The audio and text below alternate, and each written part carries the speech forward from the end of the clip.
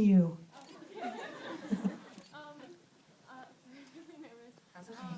First of all, I want to say that you guys are really great LGBT role models, and I've recently tried to start a GSA, but it's in a Catholic school, so it's been a little bit difficult.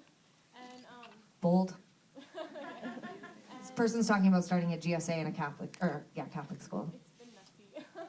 And I guess my question is, how do you guys deal with homophobia when you're confronted with it? The question is about homophobia and how we deal with it. I mean, the truth is that school is really hard when you are under the roof of an institution that that has a set of rules and boundaries and expectations and all of that. It's hard. We definitely bucked that in our own high school, not just around gay stuff, but like just in general. I mean, teenagers are you're filled with unrest. You hate like authority. It's so easy to look at authority as something that is oppressing you, and it's really it's complicated. You know, my mom is a wonderful gay ally, and you know was a part of PFLAG and worked with the Gay Straight Alliance in the school that she's in, and it's. You know, it's amazing when you have people working towards trying to make things feel better or comfortable or whatever, but it's not always easy. And when you get out into the real world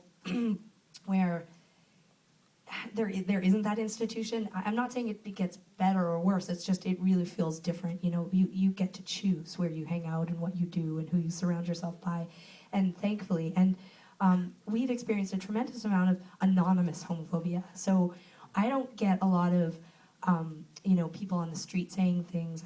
I don't feel like we get it face to face, which I feel good about because I'm super aggressive. So the times when it does happen, so it can get a little hairy. But I think it's been really tough. You know, when I think about some of the things that people have said about me and Tegan, and sometimes it's veiled in sort of backhanded positive comments. We've had press in major publications that has felt incredibly sexist and homophobic.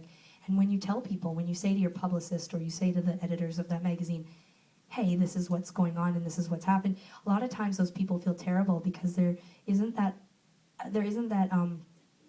understanding of like identity politics or whatever, and you just feel like you're those goons, like those like political correct goons running around being like, hey, when you said this thing, but we just constantly do it because I want it to change. I don't want to feel like we have to just face that. And you know, we were talking earlier about the no effects thing.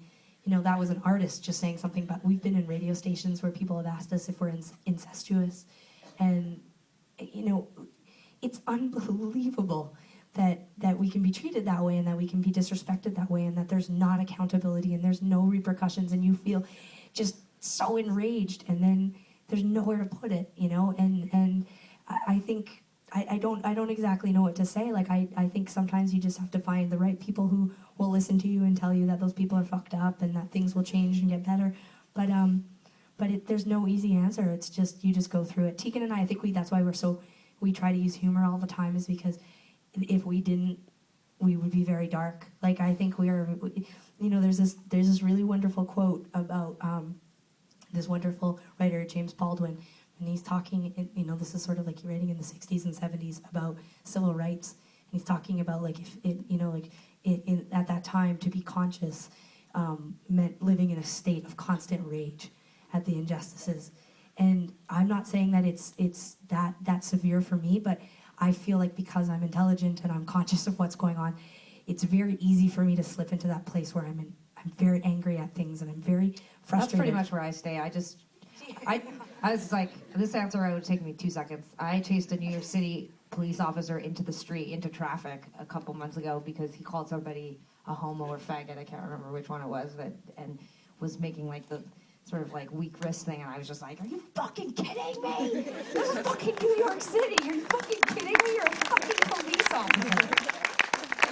He went. Well, we do that he too. Scurried like a mouse out into the middle of the street. I was like, I took my cell phone out. I was taking pictures of him. I was like, I'm getting your badge number. I'm fucking reporting you. And my parents were standing on the side of the street, and they're like, so rage helps. Okay, one more question. Oh god, this is the worst part of the night. Okay, with the green shirt, whoever I was pointing at, obviously have a great